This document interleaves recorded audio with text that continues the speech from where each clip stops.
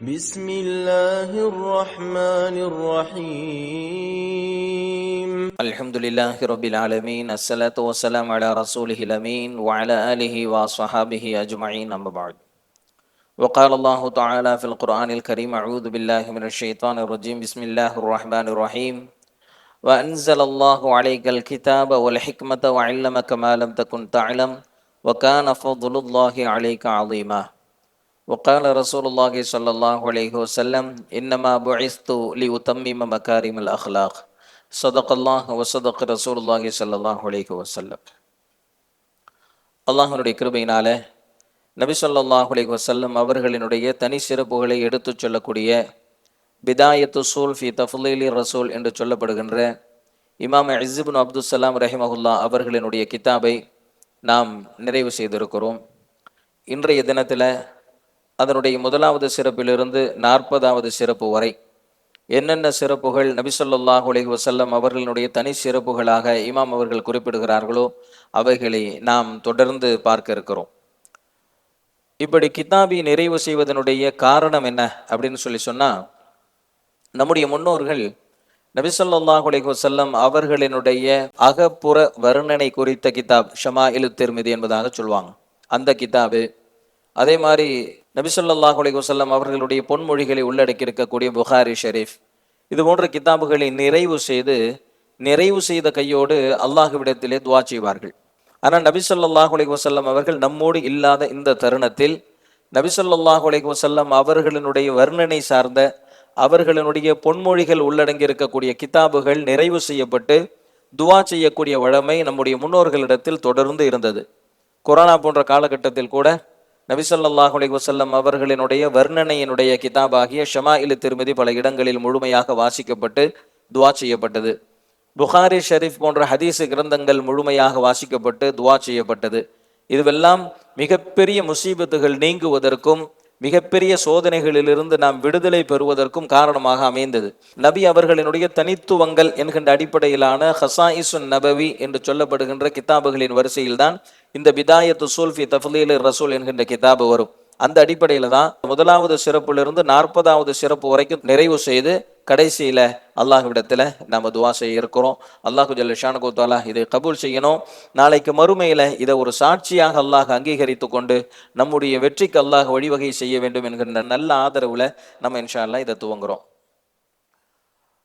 இமாம் அவங்க இந்த கிதாபை ஆரம்பம் செய்யும் போது திருக்குர்ஆனுடைய ஒரு வசனத்தை சொல்றாங்க. வஅன்ஸலல்லாஹு அலைக்கல் கிதாப வல் ஹிக்மத வஅல்லமக மா லம் தகுன் தஅலம் வகான ஃபதுலுல்லாஹி அலைக அலீமா.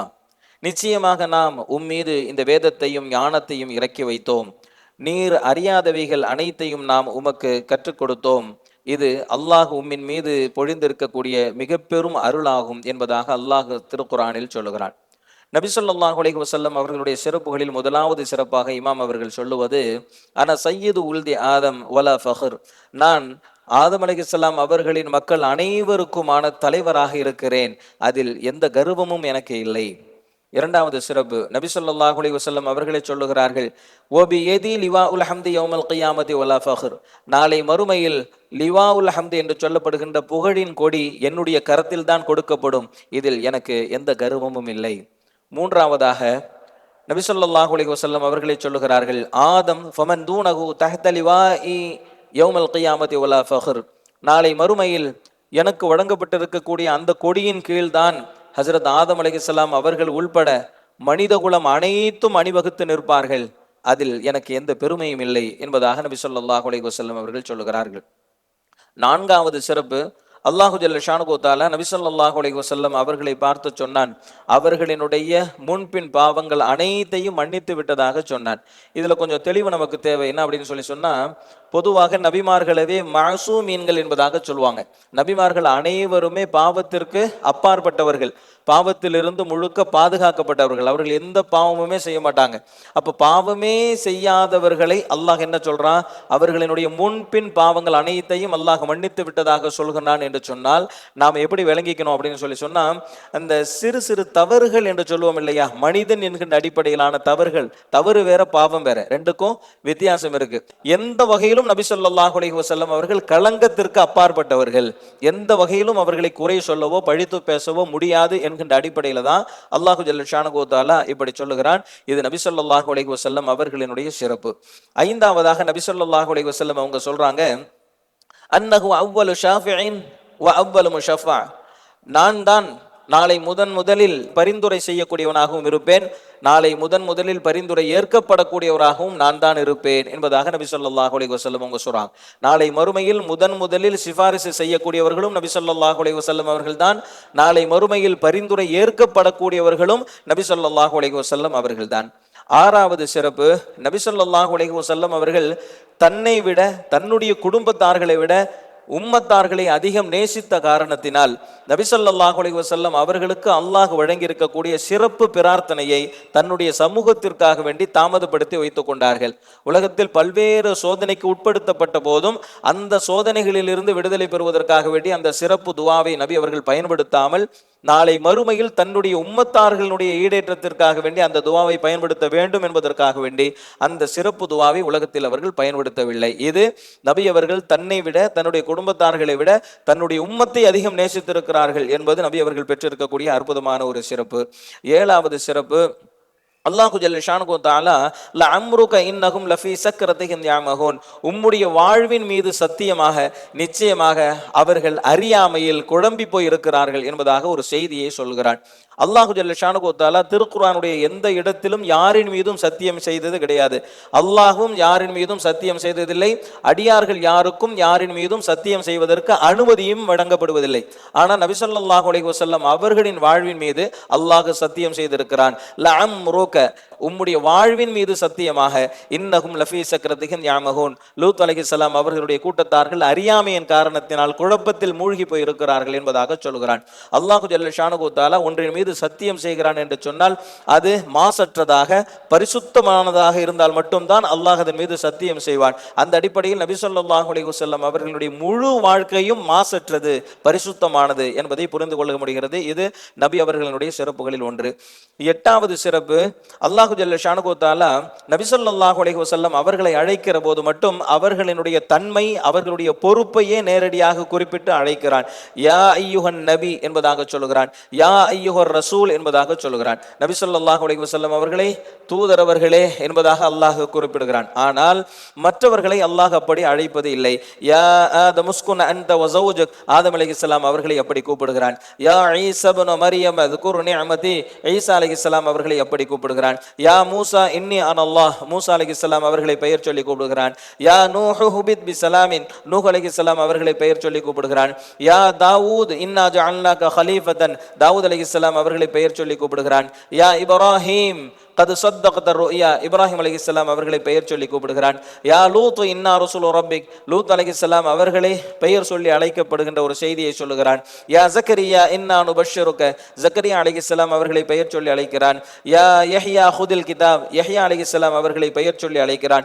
எல்லோரையும் அல்லாஹு ஜல்ல ஷானஹு வ தஆலா பெயரை சொல்லி அழைக்கிறான்.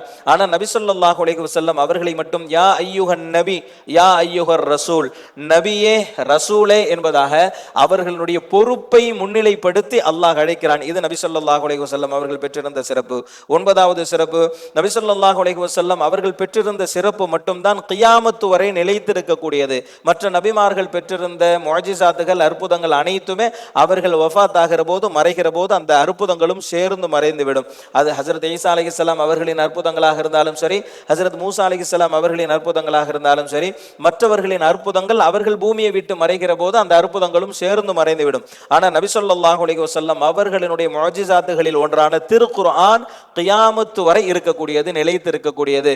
நபி அவர்களுக்கு பிறகும் அவர்களுடைய அற்புதம் நிலைத்திருக்கிறது. இது நபி அவர்கள் பெற்றிருக்கக்கூடிய சிறப்பு. 10வது சிறப்பு என்னவென்றால், நபி ஸல்லல்லாஹு அலைஹி வஸல்லம் அவர்களுக்கு ஒரு கல் சலாம் சொன்னது. நபி ஸல்லல்லாஹு அலைஹி வஸல்லம் அவர்களின் மீது ஒரு மரக்கட்டை தன்னுடைய அன்பை வெளிப்படுத்தியது. மற்ற நபிமார்களிடத்திலே மிருகங்கள் பேசியிருக்கிறது, உயிர் உள்ளவைகள் பேசியிருக்கிறது, அதாவது விலங்கினங்கள், பறவையினங்கள் பேசியிருக்கிறது.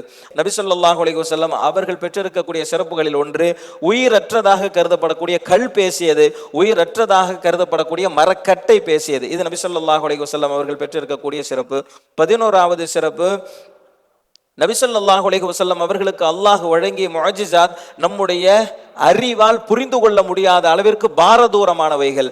ஹஜ்ரத் மூசா அலைஹிஸ்ஸலாம் அவர்களுக்கு அல்லாஹ் ஜல்ல ஷானஹு தஆலா வழங்கிய முஅஜிஸாத் என்பது நம்முடைய அறிவிற்கு எட்டக்கூடியது. நபி ஸல்லல்லாஹு அலைஹி வஸல்லம் அவர்களுக்கு அல்லாஹ் வழங்கிய முஅஜிஸாத் என்பது நம்முடைய அறிவால் புரிந்து கொள்ள முடியாத அளவிற்கான பாரதூரமான ஒரு விஷயத்தை அல்லாஹ் முஅஜிஸாத்தாக வழங்கி இருக்கிறான். உதாரணமாக ஹஜ்ரத் மூசா அலைஹிஸ்ஸலாம் அவர்கள் தன்னுடைய கைத்தடியை கொண்டு கல்லிலே அடித்தார்கள். கல்லிலிருந்து ஊற்று ஊறியது என்பது அவர்களுக்கு வழங்கப்பட்ட முஅஜிஸாத். கல்லிலிருந்து தண்ணீர் ஊற்றெடுப்பது என்பது இயற்கைக்கு மாற்றமானதல்ல. கல்லிலிருந்து ஊற்று ஊறுவது என்பது இயல்பானது, இயற்கையானது. ஆனால் நபி ஸல்லல்லாஹு அலைஹி வஸல்லம் அவர்களுக்கு தன்னுடைய விரல்களுக்கு இடையிலிருந்து ஊற்று ஊறியது. அந்த தண்ணீரை 1400 பேர் வரை ஒரு சந்தர்ப்பத்தில் பயன்படுத்தினார்கள், ஒது செய்தார்கள், குடித்தார்கள். இன்னொரு சந்தர்ப்பத்திலே 300 பேர் அந்த தண்ணீரை குடித்தார்கள், ஒது செய்தார்கள், பயன்படுத்தினார்கள். இன்னொரு சந்தர்ப்பத்தில் 70 to 80 பேர் வரை அந்த தண்ணீரை குடித்தார்கள், ஒது செய்தார்கள், பயன்படுத்தினார்கள், தங்களுடைய பாத்திரங்களில் நிரப்பிக் கொண்டார்கள். அந்த அளவிற்கு நபி ஸல்லல்லாஹு அலைஹி வஸல்லம் அவர்களுக்கு அல்லாஹ் வழங்கிய முஅஜிஸாத் என்பது இயற்கைக்கு மாற்றமான ஒன்றை கூட அல்லாஹ் ஜல்ல ஷானஹு தஆலா பாரதூரமானதை கூட முஅஜிஸாத்தாக வழங்கி இருக்கிறான்.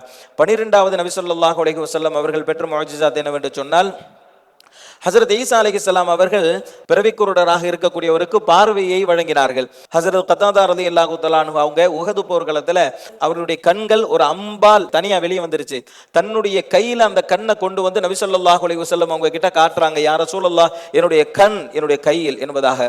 அப்போது நபி ஸல்லல்லாஹு அலைஹி வஸல்லம் அவர்கள் அந்த கண்ணை தன்னுடைய கரத்தில் எடுத்து கண் இருந்த இடத்தில் பொருத்தி அதில் பார்வையையும் விட்டு தந்தார்கள். நபி ஸல்லல்லாஹு அலைஹி வஸல்லம் அவர்கள் கண்ணையும் கொண்டு வந்தார்கள், பார்வையையும் கொண்டு வந்தார்கள். ஆனால் ஹஜ்ரத் ஈசா அலைஹிஸ்ஸலாம் அவர்கள் கண் இருந்த இடத்தில் தான் இருந்தது, பார்வையை மட்டும் தான் கொண்டு வந்தார்கள். இது நபி ஸல்லல்லாஹு அலைஹி வஸல்லம் அவர்கள் பெற்றிருந்த சிறப்புகளில் 12வது.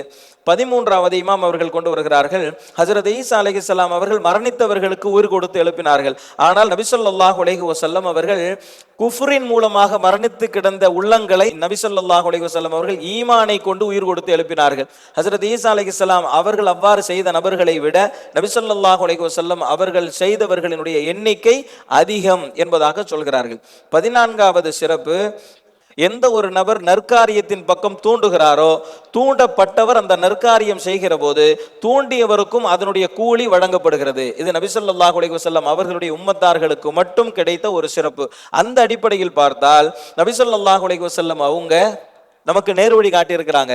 அந்த அடிப்படையில் நாம செய்யக்கூடிய நல்ல அமல்களினுடைய ஒரு பங்கு யாருக்கு போய்கிட்டு இருக்கோம்? நபி ஸல்லல்லாஹு அலைஹி வஸல்லம் அவங்களுக்கு இன்னைக்கு வரைக்கும் போய்கிட்டு இருக்கோம். அப்போ கியாமத்து நாள் வரை நபி ஸல்லல்லாஹு அலைஹி வஸல்லம் அவர்களுக்கு கோடிக்கணக்கான நன்மை போய்கொண்டே இருக்கும். இது நபி ஸல்லல்லாஹு அலைஹி வஸல்லம் அவர்களுக்கும் அவர்களுடைய உம்மத்தார்களுக்கும் மட்டும் கிடைத்திருக்கக்கூடிய சிறப்பு. மற்ற நபிமார்களுக்கோ மற்ற உம்மத்தார்களுக்கோ அப்படி ஒரு சிறப்பு கிடையாது. 15வது சிறப்பு, எல்லா நபிமார்களையும் அல்லாஹு ஜல்ல ஷானஹு தஆலா ஒரு குறிப்பிட்ட கூட்டத்தாருக்கு, ஒரு குறிப்பிட்ட சாராருக்கு மட்டும்தான் அனுப்பினான். ஆனால் நபி ஸல்லல்லாஹு அலைஹி வஸல்லம் அவர்களை முழு மனித குலத்திற்கும் அனுப்பியிருக்கிறான்.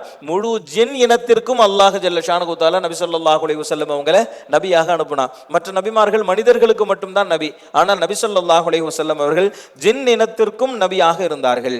16வது சிறப்பு இமாம் அவர்கள் கொண்டு வருகிறார்கள், அல்லாஹு ஜல்ல ஷானஹு தஆலா ஹஜ்ரத் மூசா அலைஹிஸ்ஸலாம் அவர்களை தூர் சீனா மலையில் வைத்து பேசினார். ஆனால் நபி ஸல்லல்லாஹு அலைஹி வஸல்லம் அவர்களை தன் அருகே அழைத்து சிதறத்துல் முன்தஹாவில் வைத்து அருகே நின்று பேசினான். இது நபி ஸல்லல்லாஹு அலைஹி வஸல்லம் அவர்களுக்கு அல்லாஹ் வழங்கி இருக்கக்கூடிய சிறப்பு. 17வது சிறப்பு, நஹ்னுல் ஆகிரூன மின் அஹ்லி துன்யா வல் அவ்வலூன யௌமல் கியாமா. நாம் இந்த உலகத்தை பொறுத்தவரை இறுதி சமூகம். நாளை மறுமையில் நாம் தான் முதல் சமூகமாக இருப்போம். அப்படின்னா என்ன அர்த்தம் அப்படின்னு சொன்னா, முதல்ல சுவர்க்கத்துக்கு போறது யாரு? நம்ம சமூகம் தான். இது நபி அவர்களின் மூலமாக நமக்கு கிடைத்திருக்கக்கூடிய சிறப்பு. 18வது சிறப்பு என்ன அப்படின்னு சொன்னா, நபி ஸல்லல்லாஹு அலைஹி வஸல்லம் அவங்க தலைமை தாங்கினார்கள். அவர்களுடைய தலைமை என்பது இந்த உலகத்துல மட்டும் கிடையாது, நாளைக்கு மறுமையிலும் அவர்கள் தலைவர்களாக இருப்பார்கள். சூர் ஊதப்பட்டதற்கு பிறகு முதலில் மறுமையில் எழக்கூடியவர்கள் யார் அப்படின்னு சொன்னா நபி ஸல்லல்லாஹு அலைஹி வஸல்லம் அவங்க தான். முதல்ல நபி ஸல்லல்லாஹு அலைஹி வஸல்லம் அவங்க தான் சிபாரிசு செய்வாங்க. முதல்ல நபி ஸல்லல்லாஹு அலைஹி வஸல்லம் அவங்க தான் சிபாரிசு ஏற்கப்படுவாங்க. முதல்ல நபி ஸல்லல்லாஹு அலைஹி வஸல்லம் அவங்க தான் சொர்க்கத்தினுடைய பூட்டை அசைப்பார்கள். எல்லா விஷயங்களிலும் நபி ஸல்லல்லாஹு அலைஹி வஸல்லம் அவர்களே முதன்மையானவர்களாக இருப்பார்கள். இதனுடைய பொருள் என்ன அப்படின்னு சொன்னா, நபி அவர்கள் தான் தலைமை தாங்கக்கூடியவர்களாக இருப்பார்கள். 19வது சிறப்பு என்ன அப்படின்னு சொன்னா, நாளை மறுமையில் நபி ஸல்லல்லாஹு அலைஹி வஸல்லம் அவர்களின் பக்கம் தான் அனைவர்களும் தேவையுடையவர்களாக இருப்பார்கள். ஹஜ்ரத் இப்ராஹிம் அலைஹிஸ்ஸலாம் அவர்கள் உள்பட நபிமார்கள் கூட நபி ஸல்லல்லாஹு அலைஹி வஸல்லம் அவங்க கிட்ட வந்து தான் சில கோரிக்கைகளை வைப்பாங்க. அப்ப எல்லோருமே நபி ஸல்லல்லாஹு அலைஹி வஸல்லம் அவர்களின் மீது நாளை மறுமையில் தேவையுடையவர்களாக இருப்போம், நபிமார்கள் உள்பட. நபி ஸல்லல்லாஹு அலைஹி வஸல்லம் அவர்கள் எல்லோருக்கும் தேவை, நபிமார்களுக்கும் தேவை. இது அவர்களுக்கு அல்லாஹ் வழங்கி இருக்கக்கூடிய சிறப்பு. 20வது சிறப்பு என்ன அப்படின்னு சொன்னா, நபி ஸல்லல்லாஹு அலைஹி வஸல்லம் அவங்களுக்கு அல்லாஹ் ஜல்ல ஷானுஹு வ தஆலா வசீலா என்று சொல்லப்படக்கூடிய சுவர்க்கத்தினுடைய ஒரு அந்தஸ்தை வழங்குவார். இது ஒரே ஒரு நபருக்கு மட்டும்தான் இந்த அந்தஸ்து வழங்கப்படும். நபி ஸல்லல்லாஹு அலைஹி வஸல்லம் அவங்க சொன்னாங்க, இந்த வசீலா என்கின்ற இந்த அந்தஸ்து எனக்கு வழங்கப்பட வேண்டும் என்று நான் ஆதரவு வைக்கிறேன் அப்படின்னு சொன்னாங்க. அப்படி சொல்லிட்டு சொன்னாங்க, எனக்கு அந்த மர்த்தபா கிடைக்கிறதுக்காக வேண்டி யாரெல்லாம் துஆ செய்கிறார்களோ அவர்களுக்கு நான் ஷஃபாஅத் செய்வேன் என்பதாக நபி ஸல்லல்லாஹு அலைஹி வஸல்லம் அவங்க சொன்னாங்க. மாங்க துஆல நபி ஸல்லல்லாஹு அலைஹி வஸல்லம் அவங்களுக்கு இந்த அந்தஸ்தை வழங்கு என்பதாக நாம துஆ செய்றோம். அப்படி துஆ செய்வதற்கு பிரதிபலனாக நமக்கு என்ன கிடைக்குது? நாளை மறுமையில் நபி ஸல்லல்லாஹு அலைஹி வஸல்லம் அவர்களுடைய ஷஃபாஅத் நமக்கு கிடைக்குது. 21வது சிறப்பு, நபி ஸல்லல்லாஹு அலைஹி வஸல்லம் அவர்களினுடைய கூட்டத்தார்கள் தான் முதலில் ஒரு 70,000 பேர் எந்த கேள்வி கணக்கும் இல்லாமல் சுவர்க்கத்திற்குள் நுழைவார்கள். அதனால தான் அவர்களை என்னன்னு சொல்லுவாங்கன்னா, மறுமையினுடைய முதல் விருந்தாளிகள் என்பதாக சொல்லுவாங்க. நாலு மறுமையினுடைய முதல் விருந்தாளிகள் 70,000 பேர். இந்த 70,000 பேர் தான் முதலில் எழுப்பப்படுவார்கள். இவர்கள் தான் முதலில் சுவர்க்கத்திற்குள் அனுப்பப்படுவார்கள். இந்த 70,000 பேருமே நபி ஸல்லல்லாஹு அலைஹி வஸல்லம் அவர்களுடைய சமூகம் சார்ந்தவர்களாகவே இருப்பார்கள். இதுவும் நபி ஸல்லல்லாஹு அலைஹி வஸல்லம் அவர்களுக்கு அல்லாஹ் வழங்கிய சிறப்பு. 28வது சிறப்பு, நாளை மறுமையில் அல்லாஹ் ஜல்ல ஷானுஹு வ தஆலா 2 இடத்துல நபி ஸல்லல்லாஹு அலைஹி வஸல்லம் அவங்களுக்கு கௌசர் என்று சொல்லப்படுகின்ற பானத்தை வழங்குவான். ஒன்னு வந்து மஹ்ஷர் மைதானம் என்று சொல்லப்படுகின்ற அந்த திடல்ல மக்கள் எல்லாம் தாகத்தால் சிரமப்பட்டு கொண்டு இருக்கக்கூடிய நேரத்தில் நபி ஸல்லல்லாஹு அலைஹி வஸல்லம் என்ன செய்வாங்கன்னு சொன்னா, சிலருக்கு ஹவுதுல் கௌசர் என்று சொல்லப்படுகின்ற அந்த தண்ணீரை வழங்குவார்கள். ஒன்று. ரெண்டாவது, சுவர்க்கத்திலும் நபி ஸல்லல்லாஹு அலைஹி வஸல்லம் அவர்கள் கௌசர் என்கின்ற அந்த தண்ணீரை சுவர்க்கவாசிகளுக்கு வழங்குவார்கள். இந்த 2 இடத்திலையும் நபி ஸல்லல்லாஹு அலைஹி வஸல்லம் அவங்க மட்டும்தான் என்ன செய்வாங்கன்னு சொன்னா, அவர்கள் சார்ந்த சமூகத்தாருக்கு அவர்களுடைய தாகம் தீர்ப்பதற்காக வேண்டி தண்ணீர் வழங்கக்கூடிய அதிகாரம் பெற்றவர்களாக நபி ஸல்லல்லாஹு அலைஹி வஸல்லம் அவங்க இருப்பாங்க. இது அவங்க பெற்றிருக்கக்கூடிய சிறப்பு. 23வது சிறப்பு, நஹனுல் ஆகிரூன ஸாபிகூன் என்பதாக சொன்னாங்க. அதாவது நாம் தான் இறுதியானவர்களாகவும் இருக்கிறோம், முதன்மையானவர்களாகவும் இருக்கிறோம். இதுக்கு முன்னாடி இது வந்துச்சு. அது என்ன அப்படின்னு சொன்னா, இந்த உலகத்துல இறுதியானவர்களாக இருப்போம், நாளை மறுமையில் முதன்மையானவர்களாக இருப்போம், சுவர்க்கத்துக்கு போறது அந்த மாதிரி. ஆனா இந்த சிறப்பு என்ன அப்படின்னு சொன்னா, காலத்தால் பிந்தையவர்களாக இருப்போம், அந்தஸ்தால் முந்தையவர்களாக இருக்கிறோம். இது நபி ஸல்லல்லாஹு அலைஹி வஸல்லம் அவர்கள் பெற்றிருக்கக்கூடிய சிறப்பு. 24வது சிறப்பு, நபி ஸல்லல்லாஹு அலைஹி வஸல்லம் அவங்க சொன்னாங்க, போர் செல்வங்கள் எனக்கு ஹலாலாக ஆக்கப்பட்டிருக்கிறது. இதுக்கு முன்னாடி வாழ்ந்த சமூகங்கள் போரில் பெற்றிருக்கக்கூடிய கனிமத்து பொருட்களை கொண்டு போய் ஒரு இடத்துல குவிச்சு வச்சிருப்பாங்க.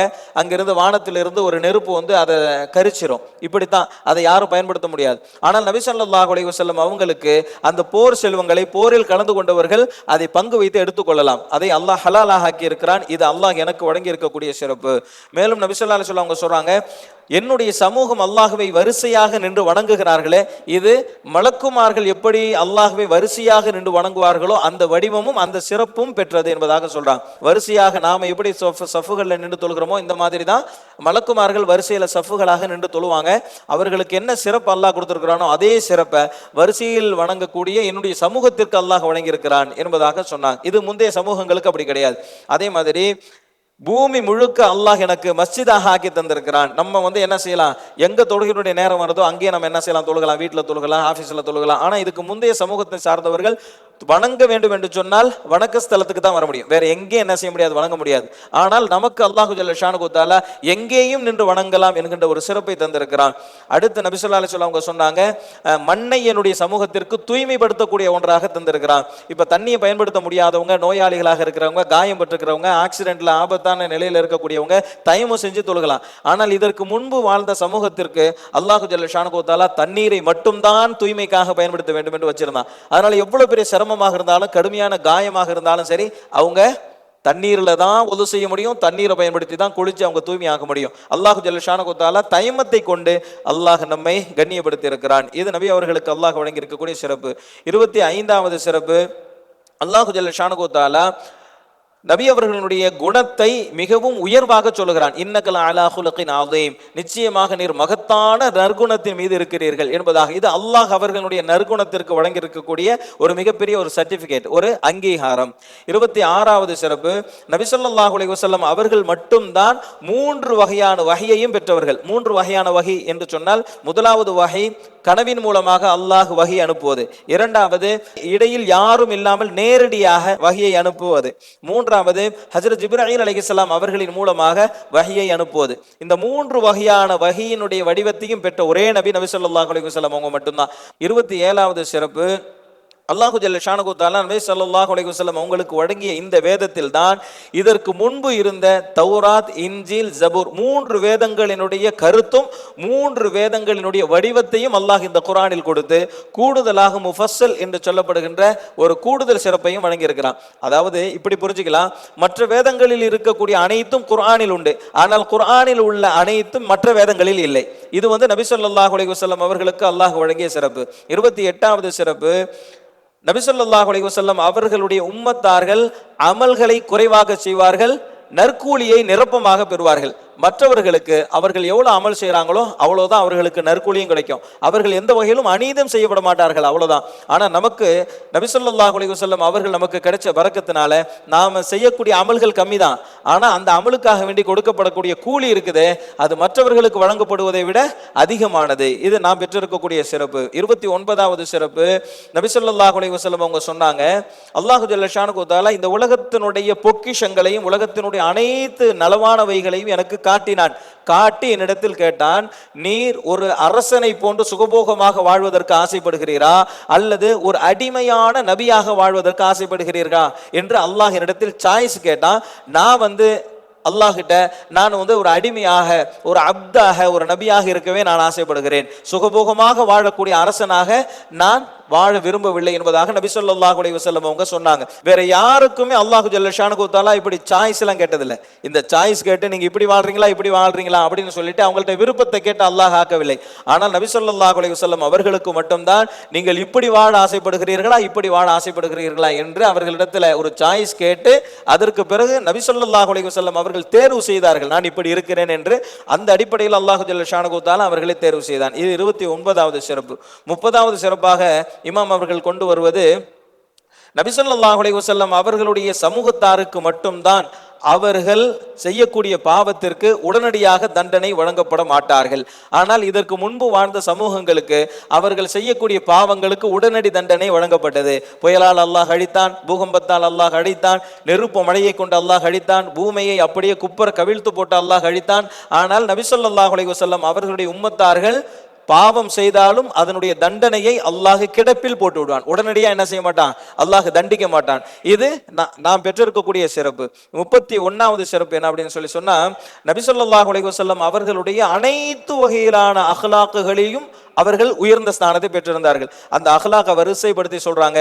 அதாவது ஹில்ம், சகிப்பு தன்மையிலும் சரி, மன்னிப்பதிலும் சரி, நசீஹத் செய்வதிலும் சரி, பொறுமையிலும் சரி, நன்றி செலுத்துவதிலும் சரி, மென்மையானவைகளிலும் சரி, இறை பக்தியிலும் சரி, ஆடம்பரமின்மையிலும் சரி, எளிமையிலும் சரி, அவர்களுடைய பானம், அவர்களுடைய உணவு, அவர்களுடைய இருப்பிடம் இவைகளில் எளிமையாக இருப்பதிலும் சரி, அழகிய தோற்றத்திலும் சரி, அழகிய நடவடிக்கைகளிலும் சரி, அழகிய சுபாவம் கொண்டதிலும் சரி, தன்னுடைய உம்மத்தார்கள் விஷயத்தில் நன்மையாய் நாடுவது, தீமையான விஷயங்களை வெறுப்பது, இந்த விஷயங்களிலும் சரி, தன்னுடைய நுபுவத்தை பரிபூர்ணமான முறையில் எத்தி வைத்ததிலும் சரி, உம்மத்தார்களின் மீது முழுமையாக கருணை கொண்டதிலும் சரி, காஃபிர்களின் மீது கடுமையை காட்டியதிலும் சரி, அல்லாஹ்வினுடைய கலிமத்தை இந்த உலகத்தில் நிலைநாட்டுவதில் தியாகம் செய்ததிலும் சரி என்று சொல்லி அப்படியே இன்னும் நிறைய வரிசைப்படுத்தி இருக்கிறாங்க.